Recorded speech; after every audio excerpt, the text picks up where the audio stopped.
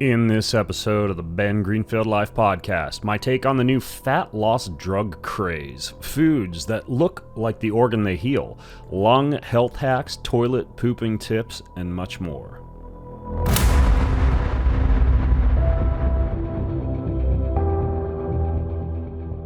Well, folks, I'm back.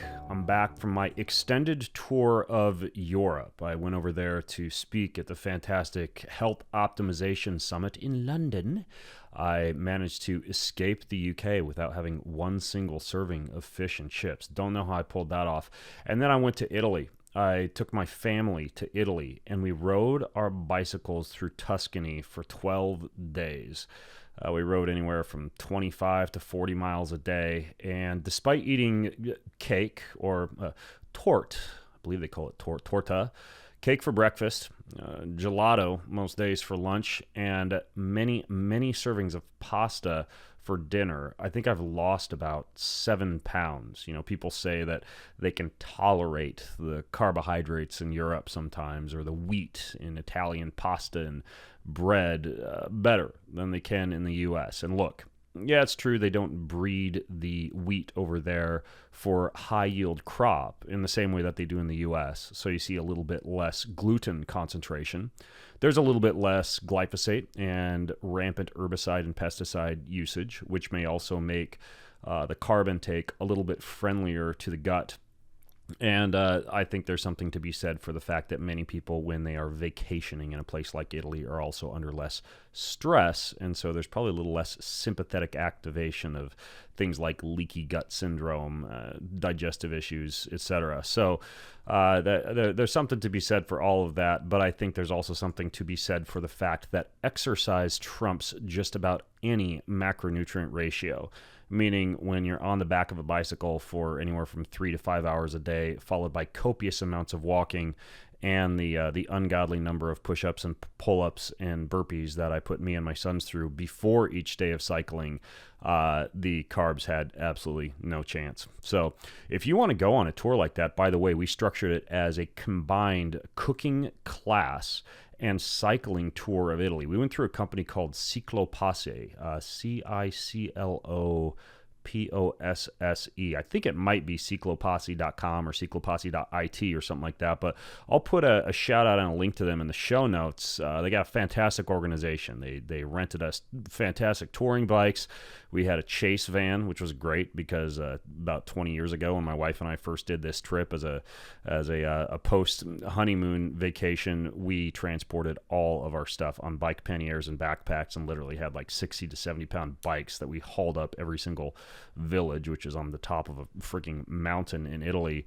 And that was laborious, but this time we had a chase van, meaning that every new hotel or agriturismo or anywhere else that we pulled into for the day, we had a van that was able to drop off our luggage and follow us along and even supply us with extra water along the way or make sure we didn't miss turns. They gave us an app that we loaded up with GPS markers that allowed us to stay on track when we were doing the unguided portions of the trip. And it was fantastic. Highly recommend a cycling tour of somewhere in Europe to add to your bucket list. So that's what I've been up to. And I will link, by the way, to that company. Go to bengreenfieldlife.com/459 if you want all the show notes for today's episode. But of course, in my absence, I've been stocking up on some new things that I want to talk to you about, some new news flashes. And so today's episode, I got a whole lot for you, and I'll also be answering at least one listener Q&A. And if you want to ask a question for the podcast, very simple. Just go to bengreenfieldlife.com, and you'll see a little spot right on there where you can ask your podcast question. You can also ask anywhere on social media. You can find me on Instagram, Twitter, Facebook, etc. I have no clue what my handles are. That's probably bad and does not lend itself well to self-promotion, but I'm sure if you Google me, you can find me. So that being said, let's jump in. All right, so let's start off with something that Wired magazine did a story on some time ago, and it kind of came up on my radar once again. Is this idea of the so-called doctrine of signatures? all this means, and you've no doubt heard about how like walnuts are good for your brain, or I don't know, pomegranates are good for your heart, or avocados, fellas, are good for your hairy little testicles, or kiwi fruits also, I suppose that would be more relevant to the hairy aspect of gonad supporting foods. This has been an idea bandied about for quite some time. Now, what Wired Magazine wrote an article on was the idea of this theory, the so-called doctrine of signatures. For example, some time ago, there was something called bloodroot, which had a red extract, and it was theorized to fix problems with blood. And there was another one called saxifrage, which breaks apart rocks as it grows, so that must relieve kidney stones, right? And then venomous bites would be covered with viper-shaped seeds called elkanets, which supposedly help for snake bites, and the coiled shoots of this herb called scorpius could take care of scorpion stings. And it's something that human beings have turned to some time, lending themselves to the intelligence of nature, so to speak. And it's called the doctrine of signatures. As a matter of fact, I interviewed a really interesting guy named Dr. Thomas Cowan. He even talked about this stuff that he called insulin of the heart. I'll link to that episode in the show notes. It was a fantastic episode about heart health. Anybody who cares about their heart, I think I should read Human Heart, Cosmic Heart by Thomas Cowan, and also the book Understanding the Heart by Stephen Hussey. I've learned more about the heart that goes just beyond allopathic medicine than any other resource I've ever discovered from those two titles. Understanding the Heart and Human Heart, Cosmic Heart. And so Thomas talked about this stuff called insulin of the heart, strophanthus, and it actually looks like all these dark red vessels springing up from a bush that you find in nature, and it turns out to have a fantastic effect on things like tachycardia and heart electrical issues.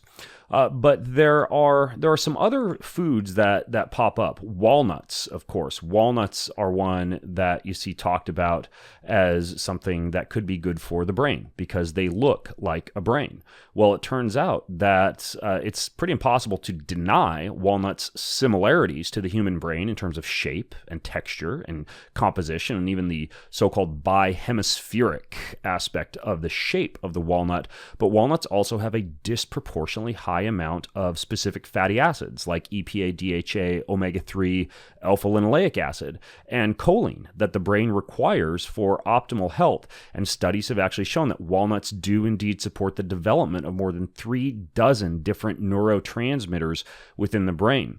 They contain a host of neuroprotective compounds like gallic acid and melatonin and folate and polyphenols. Interestingly, many of the brain fueling compounds that walnuts contain are the same type of compounds that I recommend to people who are doing things like microdosing with plant medicine or using a host of these different nootropics or smart drugs out there, because you can think of that as driving the Ferrari of your head, if that's what you want to call it. I suppose some people might have a Prius in their head. Probably I would fall into that category more than I would the fine Italian race car of the brain industry. But yet you're pushing the gas pedal down pretty hard, and so you want to keep the fuel tank full when you're using these type of compounds and foods rich in choline and rich in some of these brain supportive compounds like fish oil, and walnuts would certainly fall into the category of smart foods to include in a diet for anyone who's pushing their brain hard or using these type of smart drugs or nootropics. There are other things that would fall into the category of the doctrine of signatures, though, that I haven't talked about as much before on the show. Flax seeds, those are really interesting. If you look at blood under a microscope, the little cells that you'll find in blood look somewhat like.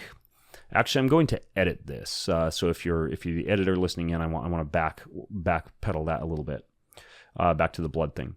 So if you look at epithelial tissue under a microscope, the epithelial tissues in your body, those produce this slippery protective mucus coat known as the glycocalyx, incredibly important for proper vascular function. And so if you look at these epithelial tissues, particularly inside your vessels, like your arteries and your veins, the little shapes that you see very closely resemble flax seeds. Now, I know I sound like somebody on quackery.com or whatever talking about flax seeds and how they look like cells, but nonetheless, stick with me here, because it turns out that ingesting flaxseed oil has been shown to speed wound healing by stimulating collagen synthesis. And so when we see ancient Ayurvedic texts that herald flax seeds and these oils that they produce for healing the skin, for fighting fatigue, and as a powerful anti-inflammatory, it turns out that the mechanism of action is via support of these glycocalyx compounds in the body.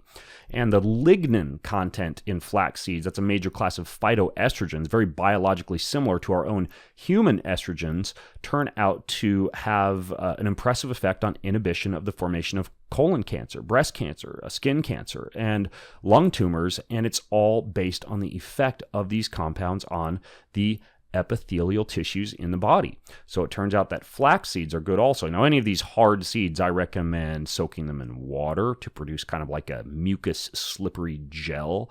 I personally, when I'm consuming things like flax seeds, I grind them in a mortar and pestle or in a NutriBullet. With chia seeds, I soak them in water. So seeds, like many of the plant-based compounds that don't have teeth and claws and nails and sharp objects coming out of their heads, have other plant defense mechanisms that need to be rendered digestible. But if you do things like that, even to these hard flax seeds and chia seeds, you'll be less prone to find them in your poop a couple of days later and more likely to enhance their bioavailability. Pomegranates would be another one. Now, the deep red juice of the pomegranate has been clinically studied to increase health and vitality of blood. I consider it to be one of those artery scrubbing type of foods, which is actually important in this era of people doing tests like the ones I've been talking about recently on the show, such as AI-based diagnostic imaging of the heart, calcium scan scores, CT scan scores of the heart, etc. Well, many people are finding, even fit athletes, that they have high plaque scores, high calcium scan scores. And it turns out that pomegranates have been studied as one of these artery scrubbing foods that can enhance the diameter of blood vessels, increase blood flow, and reduce the potential for plaque buildup to occur. They also, similar to flax seeds, support your epithelial tissue, these thin layers of cells that make up connective tissue that line the inside and outside of vessels. So pomegranate, whether eaten whole or whether juiced, is fantastic for the blood, and it turns out that it is a little bit bloody looking. If you've ever paid your $22 for your fresh pressed, cold pressed pomegranate juice at the local juicery, you know what I'm talking about. And of course, you always got to bear in mind, if you're eating things like that, beets, pomegranates, etc., you aren't bleeding in your stool. You're simply seeing the effects of some of these red compounds coming out the other end. And there are a lot of other foods. Sweet potatoes are shaped like a pancreas. It turns out that sweet potatoes actually help with balance of the glycemic index, the fluctuation of blood sugar levels throughout the day, and also help you to produce the hormone insulin that helps to regulate your body's glucose and sugar levels. It turns out that carrots are good for your eyes. A lot of guys have asked me, well, carrots are good for erections based on this doctrine of signatures? No. If you slice a carrot, however, you can see that it looks a little bit like an eye in that sliced carrot. And it turns out that carrots contain the beta-carotene that help your body produce vitamin A, and that vitamin A assists with your eyes staying strong as you age. Avocados, yes, they support the gonads, not just in men, but also in women, probably due to their high levels of folic acid, and bioavailable natural folate can, for example, reduce a woman's chances of getting cervical dysplasia. That's a precancerous disease that's contracted in the uterus, and it turns out that avocados are chock full of other micronutrients that help with proper fertility and sexual function. So let's look at grapes, for example. Grapes, you look at them, they look like all the alveoli, the little clusters of sacs within the bottom part of the lungs. Well, grapes look like the alveoli in the lungs, but grapes actually contain a chemical called proanthocyanidin, which can support lung function and even help reduce the risk of asthma. And that's relevant to something else that I'll talk about later on in this podcast, and that is the whole wildfire season and some of the things that we can do to support proper lung function. If you look at mushrooms, lion's mane mushroom looks like a brain. It actually similar to a walnut, supports neuronal growth and neuroplasticity.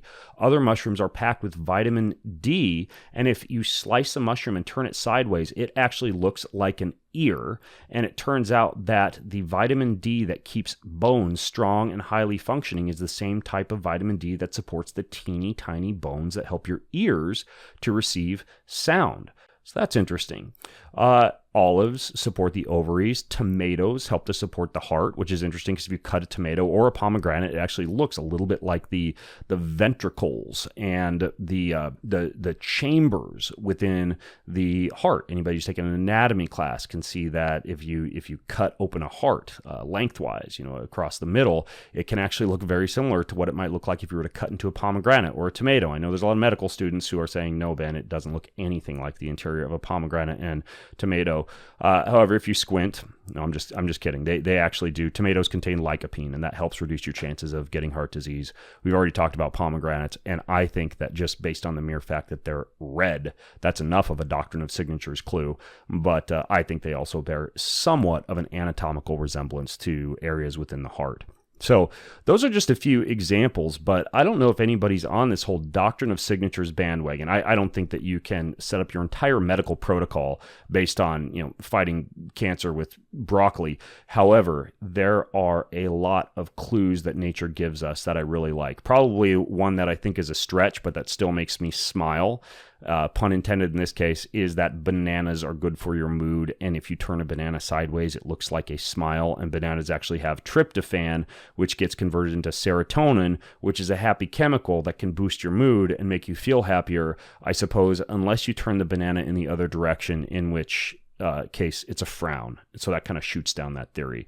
However, I like the idea that yellow is a happy color, isn't it? So, doctrine of signatures. Now you're a little bit more caught up on that for your banter at your next cocktail party. Useful facts about fruits and vegetables. So let's move on and talk related to this idea of things like the pancreas and insulin and glycemic index to these new fat loss or weight loss drugs that it seems everybody and their dog are asking me about. Ozempic is one example. Ozempic is all over the news lately. So it's a weight loss drug, and it's gained popularity not only amongst people who have, say, obesity and diabetes, but I mean celebrities. I had a friend who took some and injected it, and we were out to dinner. He didn't eat anything except like half of a what do you call those eggs? I'm forgetting when you cut an egg in half and you dress it up real nicely, and it's on the tip of my tongue. It's not a poached egg. It's not a scrambled egg. It is not Eggs Benedict. And now I'm completely blanking. They're appetizers at restaurants, and it's driving me nuts that I can't remember the name of the egg. I need to eat more walnuts, apparently, and fish oil. Nonetheless, this guy couldn't eat without getting nauseous. And so that made me think a little bit about the power of these drugs. But the way that they work is they're called a GLP-1 agonist. So Ozempic and related compounds, some of which fall under the broad name semaglutide, belong to a class of medications called GLP-1 agonist. GLP stands for glucagon-like peptide. It's a hormone that's released from cells in your intestines and your colon after you eat. The way I like to think about glucagon is that it stimulates the release of insulin, which is your blood glucose lowering hormone, and inhibits the release of glucagon by the pancreas. I think of glucagon as in stomach growling, the G. It makes you hungry. It elevates blood glucose.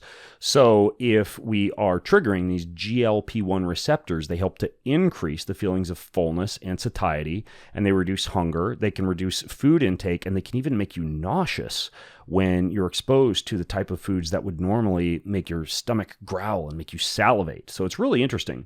Now, these synthetic GLP-1 agonists like semaglutide, Ozempic is the other name for that, they mimic the effects of GLP-1, but they have a longer half-life in the body than GLP-1. So they have much longer lasting therapeutic effects, meaning anywhere from 150 to 190 hours that these things last in the body when they are injected. The native hormone that your body would produce only lasts a few minutes. So we're talking about once or twice a week maximum, an injection of this stuff that just crushes appetite. Now, the concern that you'll hear bandied about when it comes to the way that, for example, doctors are now talking about semaglutide or Ozempic is that, yes, very powerful reduction in food intake, huge loss of body weight, but the weight that you lose can be from lean body mass. So you'll see a lot of people, particularly people who are against drugs and the pharmaceutical industry in general, saying don't go near the things because you're going to lose weight.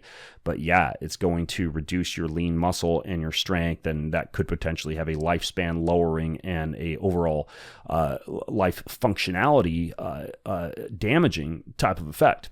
Now, this reminds me of metformin, right? Metformin is a very, very powerful blood glucose lowering agent, but technically it can reduce the creation of mitochondria a little bit. It might result in a little bit of reduction of lean muscle, might result in a little loss of VO2 max. And I think the main people that need to worry about with that would be elite athletes. That's the only population that I think may need to be concerned about those effects of metformin and may need to opt for more natural alternatives, like say berberine or bittermelon extract or Ceylon cinnamon or apple cider vinegar. But when it comes to something like semaglutide or these GLP-1 agonists, the fact is that you can mitigate, and a lot of physicians are doing this with these patients, you can mitigate a lot of these lean mass loss effects by lifting weights and by eating adequate protein or supplementing with amino acids or both. A proper use of these supplements would indeed involve lifting weights and shifting your macronutrient ratio towards higher protein intake, and also arguably consuming anywhere from 20 to 40 grams of essential amino acids or collagen or both on a daily basis. And I think when you do that, you can stave off a lot of the muscle loss. The body is very, very plastic. As a matter of fact, there's a study that goes all the way back to 2008, and it's been repeated in similar studies that shows that on as few as 800 calories per day, human beings can maintain and in some cases even build lean muscle if they load the muscles and they lift weights. So the same could be said for some of these drugs like Ozempic or Mounjaro. You can, if you eat adequate protein and lift weights, experience the fat loss and the appetite mitigations effects that you're looking for, but you just need to make sure that you adjust your diet and your activity levels accordingly. I would not get on these type of drugs without shifting towards a higher protein intake, higher amino acid / collagen intake, and lifting weights. Now, that all being said, I think the one that's going to shatter the industry is called Retatrutide. Now, Retatrutide is technically you can classify it as a peptide. Sounds like a peptide, right? It's a glucagon-like peptide 1 receptor. So it's a GLP-1 agonist, but unlike the other ones that are out there, it seems to have a mechanism of action that results in a fat loss effect that blows away anything else out there, including Ozempic, semaglutide, and some of these other agonists. So that one's called Retatrutide, Retatrutide. I recently tweeted this, mark my words, that it's going to be like a huge moneymaker for the pharmaceutical and the peptide industry. I currently, as I alluded to in my Italy story, despite eating 3,000 to 4,000 calories a day, can barely keep on weight. I personally would never get on one of these because I frankly often forget to eat, don't eat enough food, am incredibly active, take like 20,000 steps a day. So I don't fall into the category of somebody who would start on one of these compounds. However, this Retatrutide is, I think, if I were going to take something like this or recommend it for weight loss, it has very impressive dose response effects and huge weight reduction that even blows some of these other ones out of the water. People often ask me if I use any of these peptides for lean muscle gain or for fat loss. I do occasionally use a combo I'll tell you about shortly, not necessarily for the fat loss, because again, I don't have to worry about that, but sometimes I do like to have a little boost in the ability to gain muscle, especially if I'm exercising, fasted, restricting calories, etc., just because, I don't want to eat a ton of calories or get the gastric distress or the time spent with meal prep. And so the combo that I use and recommend for that is one peptide called CJC ipamorelin, which you would take in the morning, and then another peptide called tesamorelin, which you take in the evenings. This is typically 5 days on, 2 days off, and you do a couple of 12-week cycles each year. I've interviewed folks like Jay Campbell, a pretty good peptide guy, on my podcast. He has one company called Limitless Life Nootropics. I'll link to that one in the show notes at bengreenfieldlife.com/459. He's got those peptides. I believe Peptide Sciences have them. Doctor friends of mine like Dr. Matthew Cook at BioReset Medical in San Jose, or Dr. Craig Conover at Conover Wellness in South Carolina, they've got access access to peptide protocols if you do a telemedicine type of consult with them. And this tesamorelin and ipamorelin, it's a great combo because it supports your own natural growth hormone production, also seems to help with sleep, crushes appetite, helps with fat loss, helps with lean muscle gain, assists with your workout capacity. And so occasionally I do use peptides. And so if you ask me about my peptide protocol, it would be a couple of cycles per year of those two. I also like one called 5-amino-1-MQ, which I also interviewed Jay Campbell about, which is fantastic for strength and power production, again, even in a slightly calorically deprived state.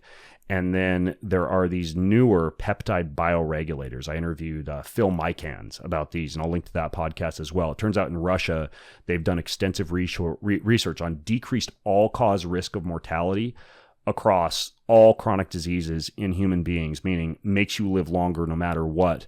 And it turns out that these peptide bioregulators, taking them as little as 10 days in a row, a couple of times a year, can improve organ function and decrease all-cause risk of mortality in human clinical trials. Most of the research you'll find, it's like written in research or Russian on all these fringe Russian websites, but they've been using this stuff and researching it for years, and we're almost like behind the curve on these Russian peptide bioregulators. But the cool thing is, whereas many peptides require the needle-phobic person to break out the insulin syringe and cringe and inject themselves, many of these peptide bioregulators can be taken orally, which is really interesting. So that would be an example of the type of peptide protocol that I use. Is I'll use a couple of cycles of tesamorelin and CJC a couple of times a year, these peptide bioregulators for a 10-day cycle a couple of times a year, and then the 5-amino-1-MQ, I also just take that occasionally before a hard workout. That's an oral one. It's a capsule, and I get that one from the Limitless Life website as well. So that's my take on these weight loss peptides. Not against them. They seem pretty powerful. Just make sure you keep your protein up and make sure you lift weights, and you should be good to go. So let's turn to another type of, I suppose, longevity-based discussion. I just finished a fantastic book, and I'll give you the background for this. I discovered a website that I'll link to in the show notes, but it is basically a complete database of all of the different drugs and compounds out there that are so-called anti-aging or longevity-enhancing compounds ranked by efficacy. So this website, which is free to use, is called DrugAge, the database of aging-related drugs. It allows you to look at lifespan change, both average and median, as well as max lifespan change of everything from aspirin to N-acetylcysteine to resveratrol to pretty much any drug or many of these natural compounds that are out there, and see what actually has good research behind it. This is the first super helpful resource that I've found that really does tell you what you might be wasting your money on versus what might be a good idea, right? There's great resources out there. Brian Johnson, who I interviewed, has that blueprint protocol where he's logged a lot of the compounds that he uses, and he's very research-based. So many of the things that he uses I would support. There's another researcher named Sandra Kaufman, who I've also had on my podcast. She has a book. You can find it on Amazon. I'll link to our podcast discussion as well. It's fantastic, where she rank prioritizes based on 7 different variables. I believe it's 7. The usefulness of everything from astaxanthin to resveratrol to NAD to spermidine, etc. But this website is very comprehensive and allows you to dig in and see the studies and the research for yourself for all these different life extension observations. So a few of the ones that seemed very effective: spermidine, low-dose aspirin, which seems to mimic many of the same effects of intermittent fasting in terms of cellular autophagy and cellular cleanup; L-carnitine, which many people in the exercise industry are using. I don't use it, but many folks are now reporting using it very efficaciously for muscle gain as an injectable compound, which is interesting. And then one that really leapt out was rapamycin. Now, I recently read a book on rapamycin. I was so blown away by that book that I have actually decided to experiment with a little bit of rapamycin dosage myself. Now, rapamycin, it's a bacterial byproduct that was first discovered by the isolation of soil samples from an area called Rapa Nui on Easter Island, hence its name. And it stands for, it founded the term mTOR, mammalian target of rapamycin. So it acts as what's called a protein kinase. It assists the control of excessive cell growth, proliferation, and survival. It's what would be called an mTOR inhibitor. Now, in high doses, and this is where it's gotten a bad rap. People are like, oh, it's going to suppress your immune system, bro, and you're going to be sick all the time, because it is indeed used clinically in the treatment of cancers and for immune suppression to help prevent the rejection of things like organ transplantation. However, in low doses, and there's an entire book about this. I'm not going to belabor this too much because I literally have the guy who wrote the go-to manual on rapamycin coming on my podcast soon to talk about this. But the go-to book on it describes its effects on a host of parameters beyond longevity, like brain health and blood sugar control and libido. And they've done a lot of experiments, many of them animal experiments on it, but similar to those peptide bioregulators I was talking about from Russia. Very interesting effects across a wide range of creatures and across a wide range of effects. It seems to increase the levels of a gene called NRF2. This is one of the same reasons that people will use ketones or go into ketosis, and this correlates with the activation of autophagy and a reduction of cellular senescence, something that you've probably heard talked about quite a bit lately in the whole longevity and anti-aging sector. Increased level of senescent cells seems to contribute to age-related pathologies and loss of function, and therefore selective removal of senescent cells would improve physiological function and extend longevity. And rapamycin seems to act on that. It seems to significantly improve heart functionality in studies that they've done on dogs particularly. And it turns out you don't even need a prescription to use this stuff. And no, I'm not talking about some off-label dark web pharmacy. There is a generic brand version of rapamycin that I found upon reading this book and consulting with the author of the book that I already have an order on the way to my house of, because again, it ranks high in that drug aging resource that I gave you. And it's one that I've seen enough safety profile data on and am convinced enough by the studies I've seen on it that I actually want to begin to take it as an anti-aging play. The brand that I've ordered is called RapaPro. It's from the website Anti-Aging Systems. I'll hunt down a link and put it in the show notes for you. But RapaPro, I believe it's somewhere in the range of, and I got to double check the dosage in the book, but I think this one is 5 milligrams a day. 5 milligrams a day for the effects that you'd be looking for something like rapamycin. So RapaPro is something I'm going to start using, and that same company, Anti-Aging Systems, is associated with that guy Phil Mykans, who I talked about, who talks about those peptide bioregulators. So I believe you can get those peptide bioregulators also from that website. So if you want to kill two birds with one stone, you can get your rapamycin, you can get your peptide bioregulators, and voila, you're going to Benjamin Button yourself. So anyways, that's the latest on the whole anti-aging piece. And then one other thing that I wanted to share with you, I guess related to a few things that I've talked about just now, is peptides can be confusing, meaning if you order them, if you never order peptides, a lot of times you get a bottle to your house and it's powder, and it comes with this stuff called bacteriostatic water, and you're supposed to draw some water out of the water with a syringe and then inject that into the peptide powder and mix it in a certain ratio that gives you the amount that you want. So let's say there's, I don't know, let's do a little math here. Let's make smoke come out our ears. Let's say there's like 5 milligrams of one of those peptides I talked about, say a tesamorelin, and you want a milligram a day of dosage. So that would be a 5-day worth of dosage in the bottle. Well, you know, if you were to put, let's say, 5 milliliters of bacteriostatic water into that bottle that has 5 milligrams of tesamorelin in it, if you were to draw back 1 milligram of that water after mixing, that would give you, based on simple math, your 1 milligram dosage of something like tesamorelin. Problem is, there are a lot of different dosages and a lot of different sizes of these bottles and a lot of different milligrams in the bottles and a lot of different dosage recommendations. So there is a new peptide calculator that I found that's free to use. It's online. It's called PepCalc.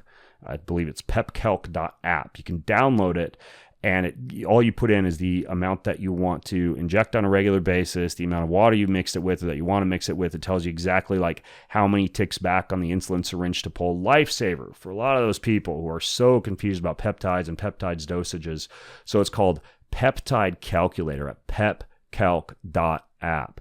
So fantastic resource. Just came across that one. So that should also be pretty helpful for you. So And that covers a lot of what I want to tell you about anti-aging and longevity. I suppose the last thing is that one person did write into the show, and it was Michael Ranker. And he said, Ben, can you update your age reversal article that you recently wrote with added priorities or ratings out of 10 on how important each of these things are? Now, for those of you who may not be familiar with that, I recently wrote an article in which I talked about this so-called Rejuvenation Olympics website, where they prioritize all of the different individuals who are engaged in reversal of aging or control of aging. And there's this test that you can get. It's based on DNA methylation. It's called a PACE test. And there's a company called True Diagnostics. You can order this test for your house. Very simple to do. It's a blood spot test, and then it gives you your rate of aging. For example, my rate of aging right now is 0.73. Okay, that means for every 365 days, I only age approximately 266 days out of those 365 days. So what I'm doing seems to be working. More importantly, I feel really good. I've got almost no joint pain. I feel like I can crush workouts. My libido's through the roof. So I feel really good, and I can test that based on this simple blood spot test kit. And I'll link to this article in the show notes. But in that article, I talk about everything I currently do.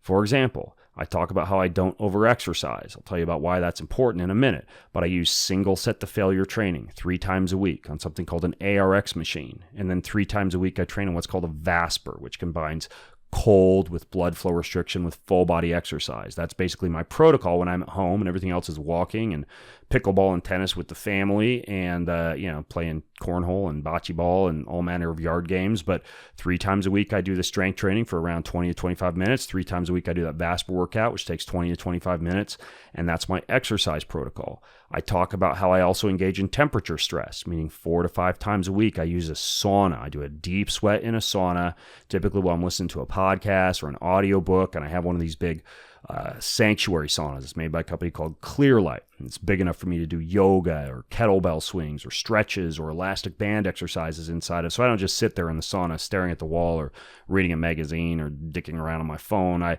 instead make those sauna sessions count. I get really hot in there, and then I finish with 3 to 5 minutes of really intense cold. I keep my cold plunge at about 33 degrees, and I finish with that icy cold dose in the cold bath. And I typically am in the cold bath, don't laugh, usually during the summers and often in the spring and the early fall, anywhere from 3 to 4 additional times per day. I've already been in my cold tub. Let's see. I'm actually recording this podcast late. It's about 7 p.m., but I've been in my cold tub 4 times already today.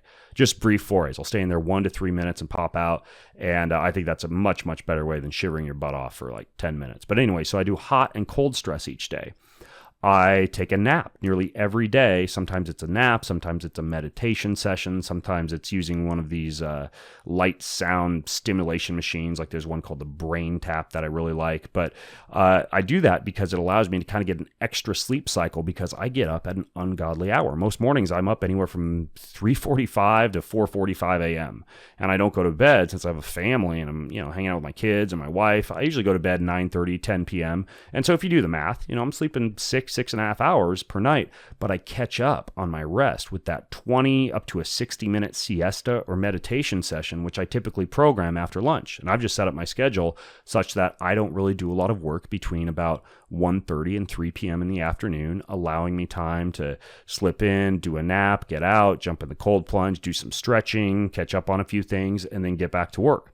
And so that's the way I organize my sleep cycles. I also talk, and there's way more detail about all this stuff in terms of the tools I use and everything. But I also walk, and I walk 15 to 20,000 steps a day. A lot of people are like, huh? How do you do that? I do most of my podcast walking. I do most of my calls walking. I walk to the grocery store. I barely will rent the car or use an Uber when I travel, unless I got to go anywhere more than about 3 miles.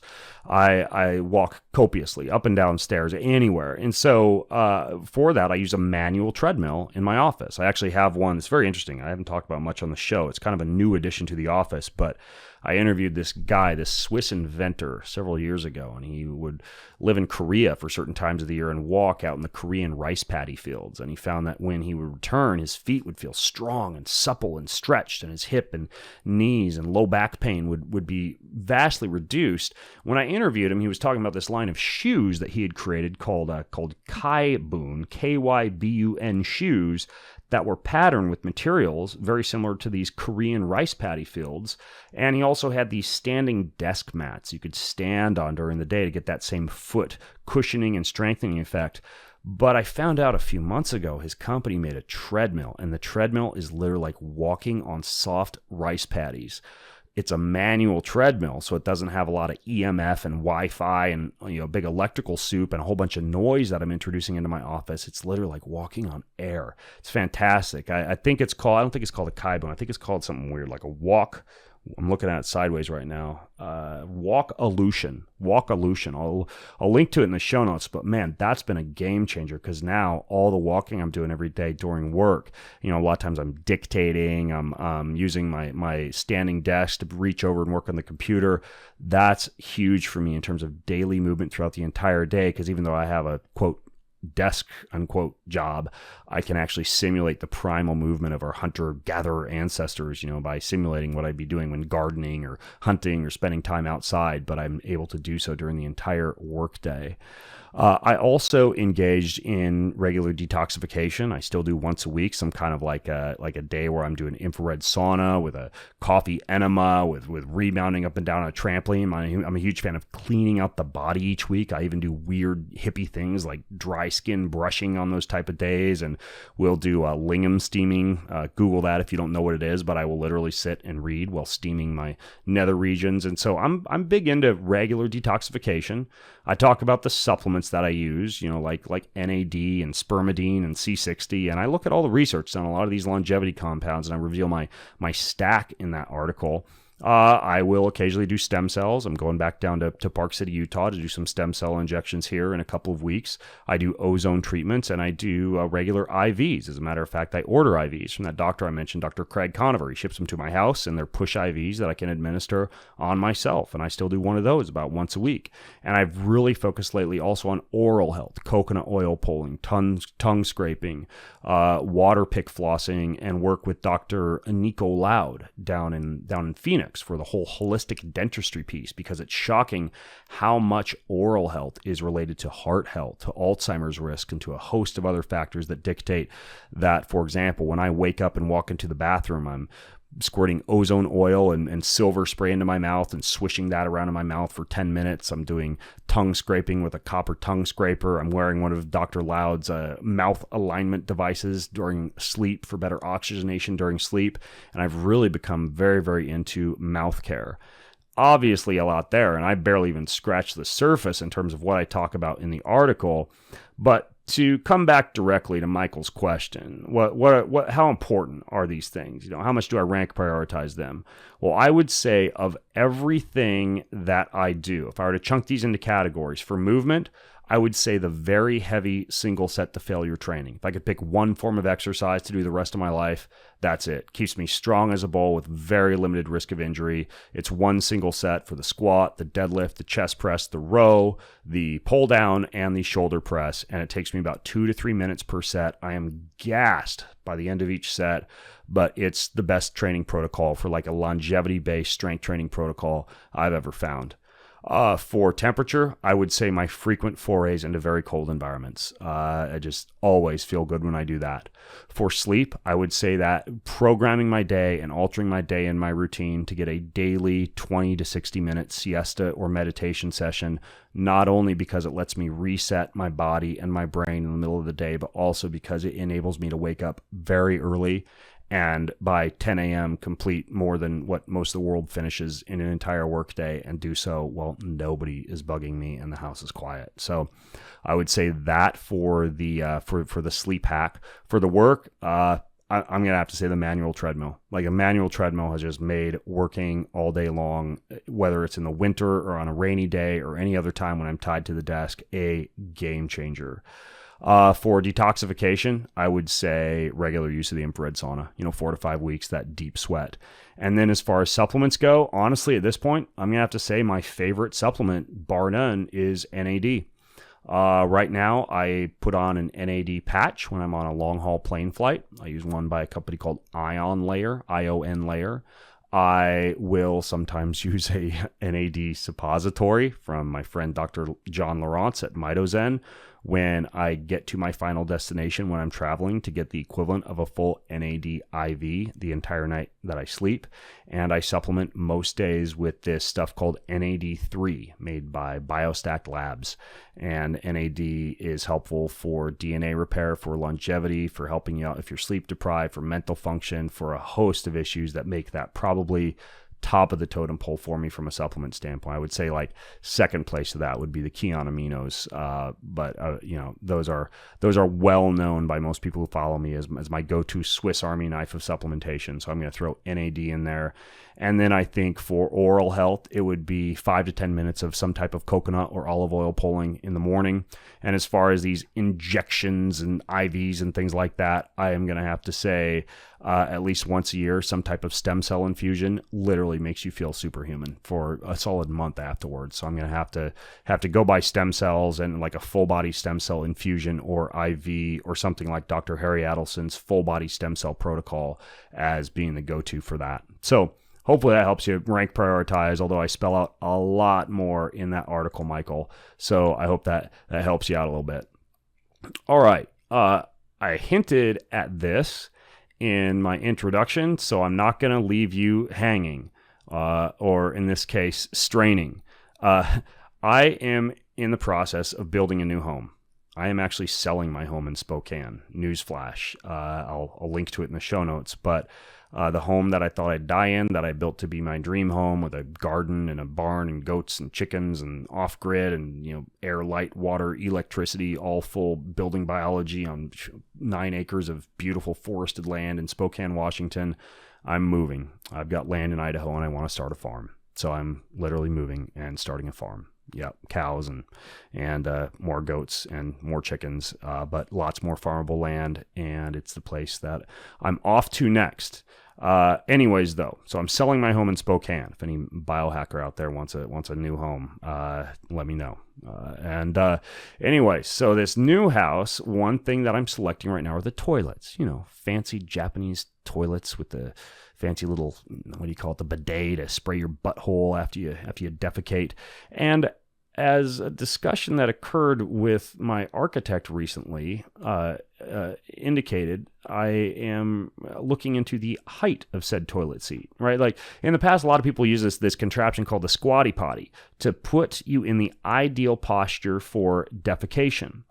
Well, there's actually something to this. There is a host of medical research going back all the way to the 1500s that indicate that the invention of the flush toilet might actually be unhealthy and lead to a lot of the constipation, hemorrhoid, and defecation issues many people have to deal with on a regular basis. Now, the ideal posture for defecation, and this is from a standard medical textbook from the 1960s, is the squatting position with the thighs fixed upon the abdomen. Now, if you look at the height of most toilets, whether it's a wall-mounted or a standard toilet, you are usually at a knee angle that is nowhere near the 90 degrees or more that would be necessary for you to actually be in a state in which the colon isn't kinked, so to speak. Now, if that anorectal angle is not proper and is not at least 90 degrees, that puts upward pressure on the rectum and keeps feces inside. Whereas in a squatting posture, which anybody has probably experienced if you squat up on the toilet seat, which of course can be dangerous and get your feet messy or be unhygienic or whatever. But anybody who has tried that find that sometimes the poop just kind of like falls out of you. And it's amazing. And also it reduces the amount of straining that can cause pressure in the abdomen, causing the veins that line your anus to swell, resulting in things like hemorrhoids and bleeding. And they've actually done research on this. There was one fascinating 2003 study that I came across in the book, or in the journal Digestive Diseases and Science, in which a doctor had several dozen patients defecate on a 16-inch toilet, a 12-inch high toilet, and just squatting over a plastic container. Now, what they found in that research when they measured bowel movements, and don't ask me how they did it or how they used a little timer in there. I would not want to be that research student who got stuck with that job.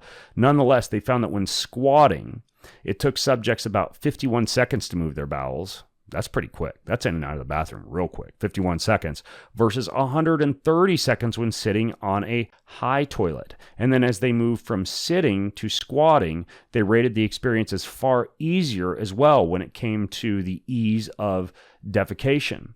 Now, what they found in a study just last year, in this study in which a group of Japanese doctors looked at these same findings, in this they actually filled the rectums with a contrast solution, and then they released the fluid from a squatting or a sitting position while being filmed with X-ray video. And the image analysis showed that the anal rectal angle increased from 100 degrees to 126 degrees when the subjects moved from a sit to a squat, and that result in far less straining recorded abdominal pressure and the ease of defecation when they had that knee angle that was actually even higher than 90 degrees. I mean, pushing up above 100 degrees.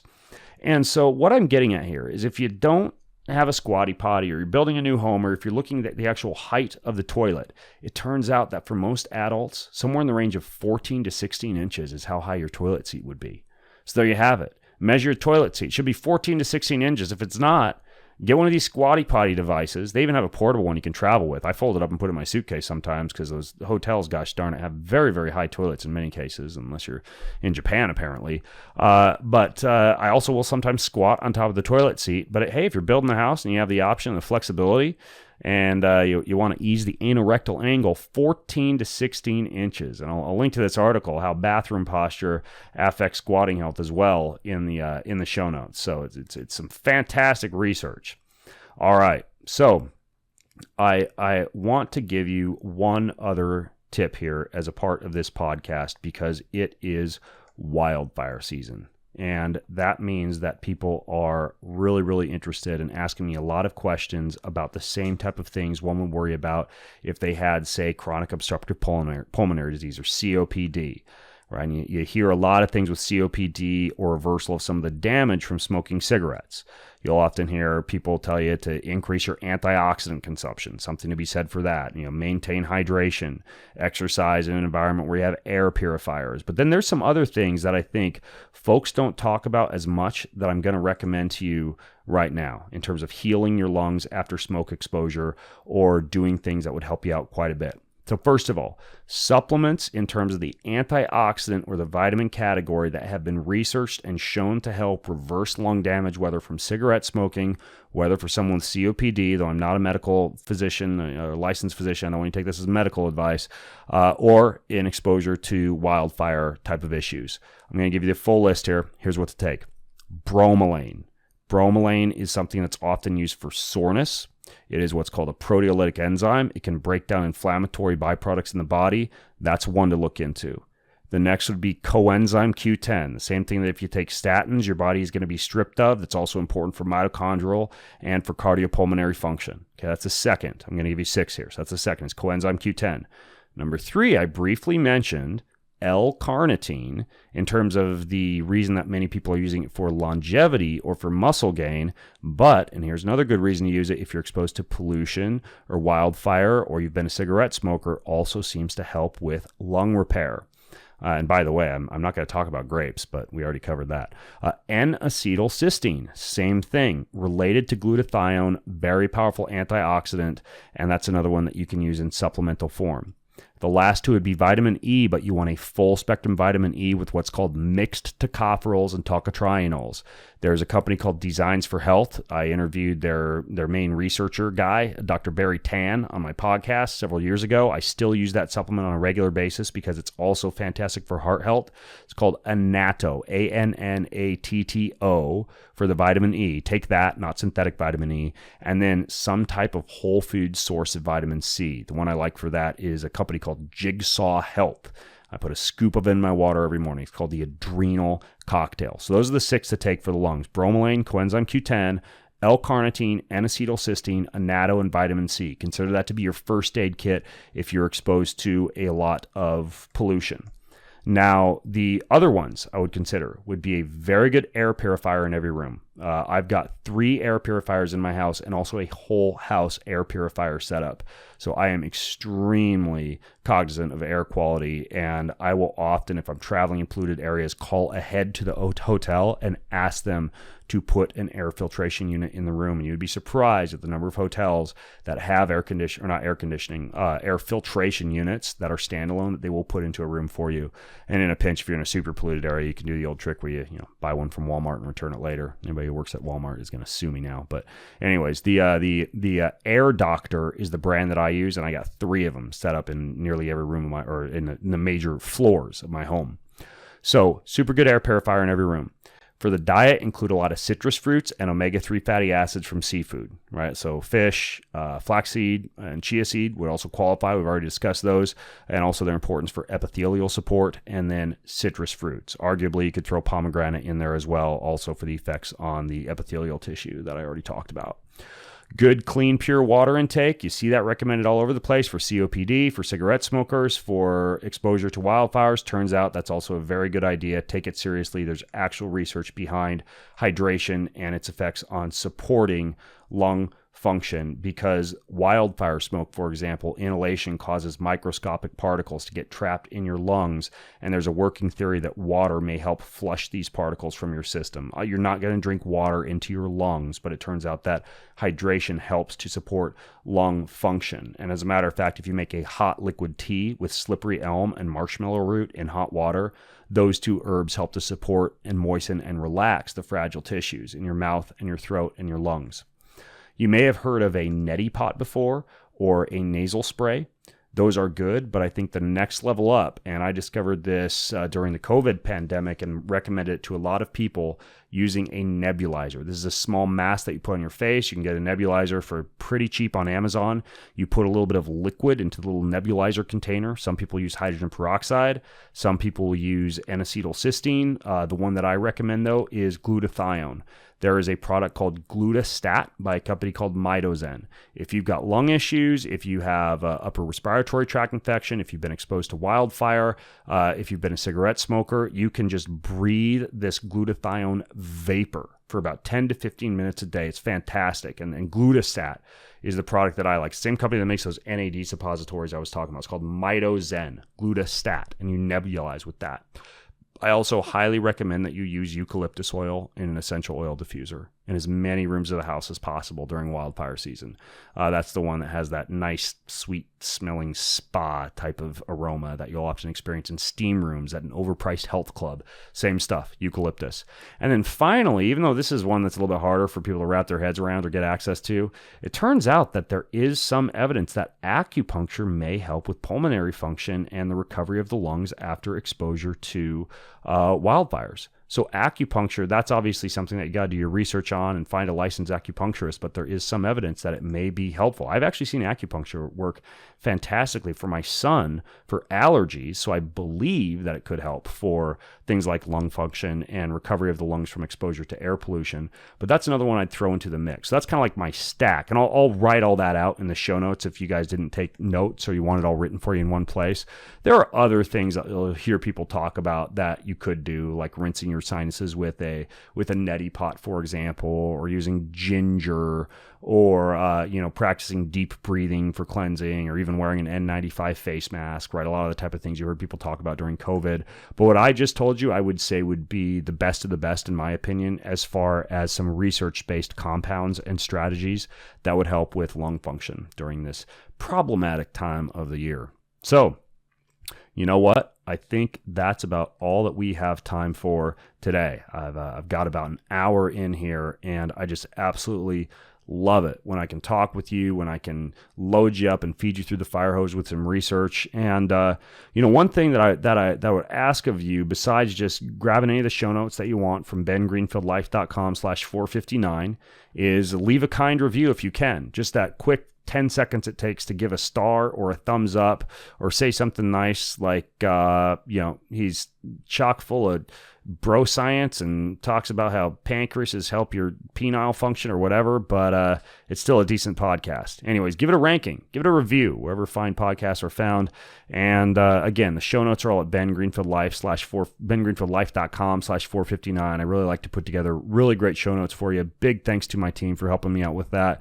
And anytime you visit the show notes or you leave the podcast a rating, a review, or even just tell your friends about it, helps a ton.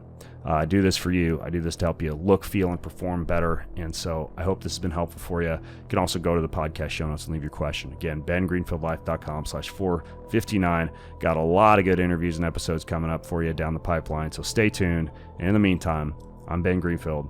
Have an amazing week.